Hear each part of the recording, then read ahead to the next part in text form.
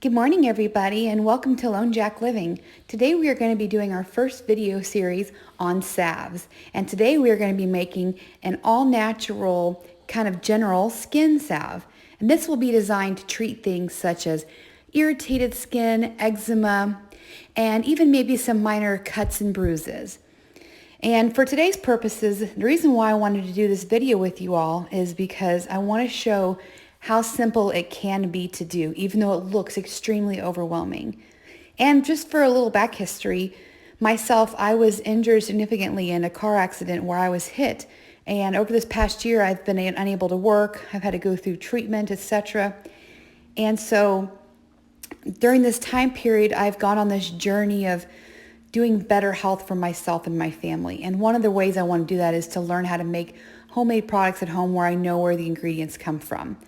And so my purpose in telling you that is that I want you guys to feel empowered that if I can do this, me, who has a traumatic brain injury, that anybody can do this.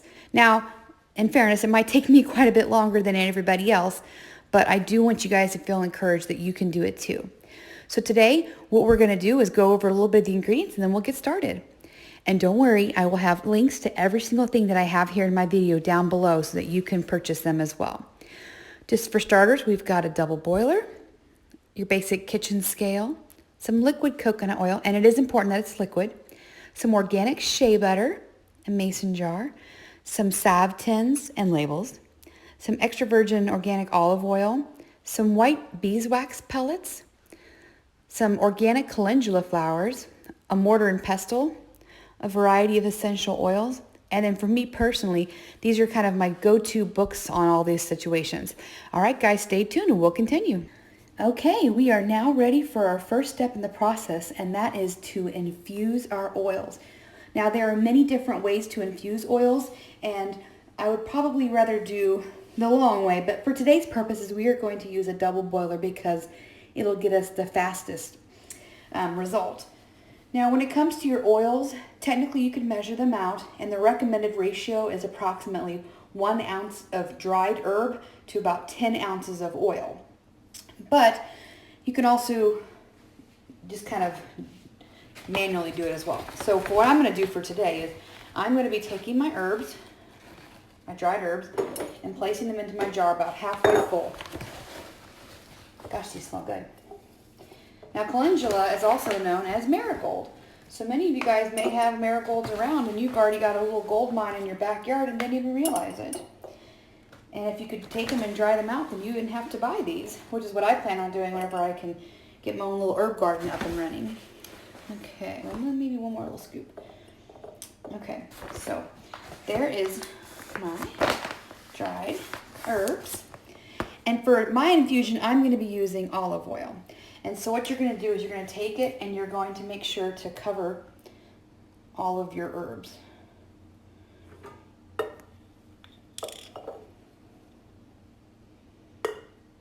Some people prefer to use castor oil or sunflower oil, but I'm going to be using olive oil. I think it has a little bit better, per my research, has a little bit better job of, from a storage perspective, of keeping things fresher longer. And we are still not down.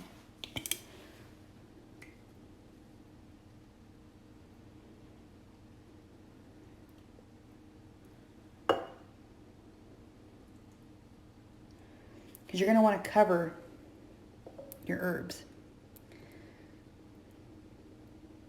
in order to properly infuse them. We're getting there. See, it's rising. My next video, I'll go ahead and show it to you measured out. But remember, for me, with a brain injury, simple is better. So we're just going to do it like this. So once we've got them nice and covered, we go ahead and put on our lid. And then our next step is to get the double boiler ready. So I've already got some water in our double boiler. And we're going to turn it on low. Because we're going to let this simmer over the next good amount of hours. So after it gets done simmering, I'm going to check back in. Oh, wrong burner. I'm going to check back in with you guys and take it from there. Hey guys, welcome back to Lone Jack Living. We are on and ready for the next part of our video on making our salve. So as you can see, I have my infused herbs. So yesterday what I did is I let them sit on the double boiler from about 9 a.m. to about 8 p.m. and then I took it off and set it in my pantry overnight, and now it is 2 o'clock in the afternoon. And so what the next step now is to go ahead and drain this. So I bought some cheesecloth and we are going to start straining this, and so we can get the oil and not the herbs, okay?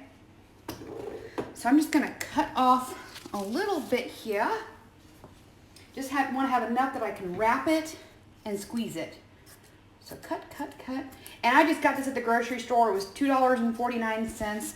I know there's some more expensive ones, and maybe if I do this more, then I'll learn that I want that. But for now, this is what I'm gonna do. Okay, so let's give this a whirl, shall we?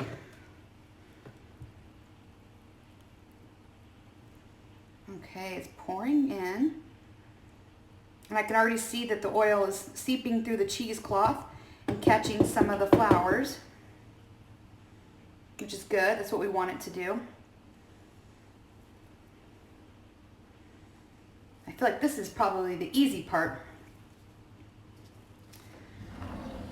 I'm sure you can see that the oil is still kind of draining out. I'm going to grab a spoon here and just kind of gently pull out a little bit more. There's still some liquid oil coming down, pouring from the jar.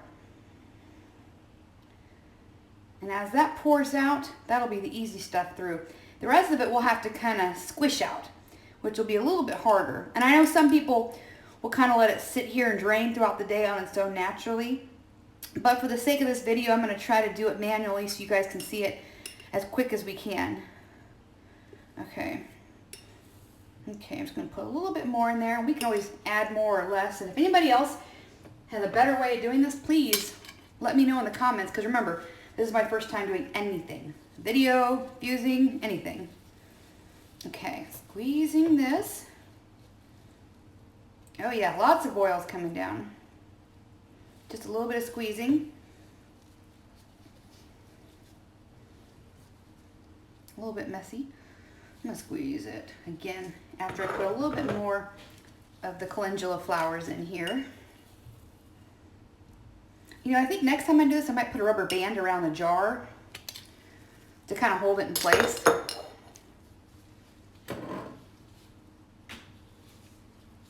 Okay, I'm not sure if you guys can see. You can see the yellow. That's the oil. I'm just squeezing it out. Wow, lots of oil's coming out. Wow, it's awesome. I didn't really know what to expect, so I feel pleased at this point. Okay, let's try it again and add a little bit more. I think eventually I might take some of these flowers out, maybe put them on the lid, kind of like the old, and then get some new. Actually, I might do that now. And maybe at the end, I'll just let them sit there and drain even more.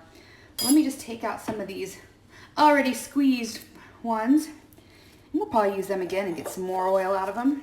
And for now, let me add some not yet squeezed calendula into here. It's got a strong smell, the calendula.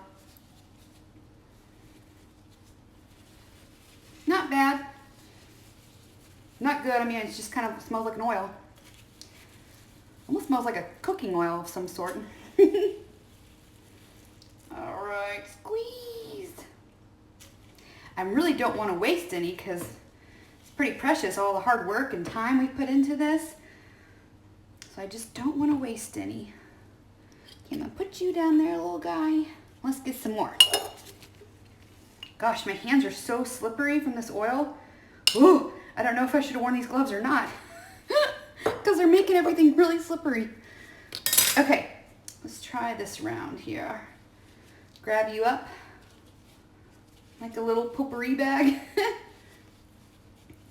And some of it's already just squishing out, dropping out the bottom on its own. And I'm just trying to squeeze from the top and then work my way down. Wow, a lot of that came out. Wow.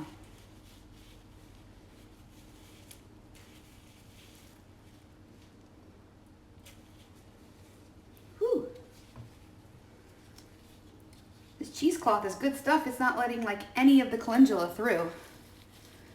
It's a pretty good $2.49 purchase if I do say so myself. Okay, let's give her one last go with all of this.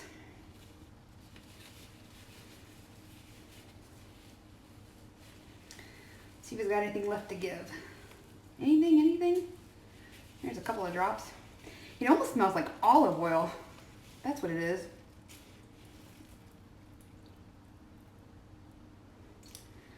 Whew, squeezing real hard here. And I'm getting it, but it's running all over the side of my hand. I wish there was a way to do it better where it could just go straight down. But for now, I think that's the best I can do. I'm going to take off these gloves real quick because they are oily. And I just want to show you the oil that we've got so far. Do you see this? Now if you remember, I had about that much of the calendula. So the production that we've got of the oil is really great. I'm really impressed. Okay, so let's go ahead and pause there so we can get ready for our next steps. Okay, let's continue on. So our next step in the process is to combine our shea butter and our coconut oil and our beeswax. So I'm going to start here with our beeswax, and for this recipe it calls for 1 tablespoon. So I'm going to grab my 1 tablespoon and add that into our oil. Again, don't worry, I will put the links in the bottom so you can see where these are and where I got them and what the names of them are, because I don't even remember since I put some of them into jars. Okay, and then for our coconut oil, it calls for 2 tablespoons. Oh wait, that was 1 tablespoon. I need 2 tablespoons. No, 1 tablespoon of beeswax. Don't listen to me, I have a brain injury. Sometimes we forget things really quickly. Okay, coconut oil, 2 tablespoons. Get my tablespoon. Coconut oil. 1 tablespoon.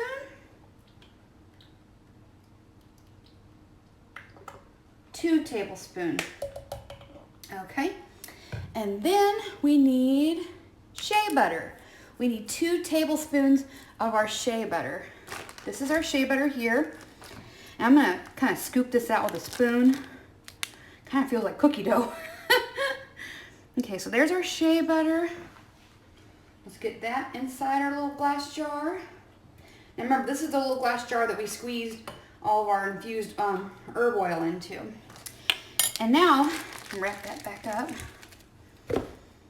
I'll show you about this later. Okay, get the air out. And then what we're gonna do is we are gonna take our jar, and I have a little pot here with some water in it, and I'm gonna sit it in here.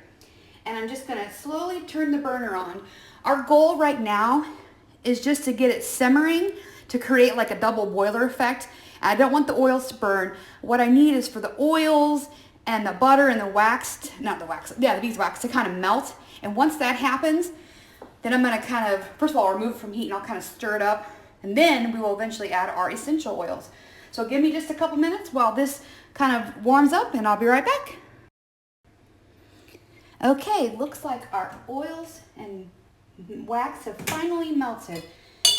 Took me a little bit of time to figure out what temperature it was. I ended up putting it at medium to get it to that nice simmer.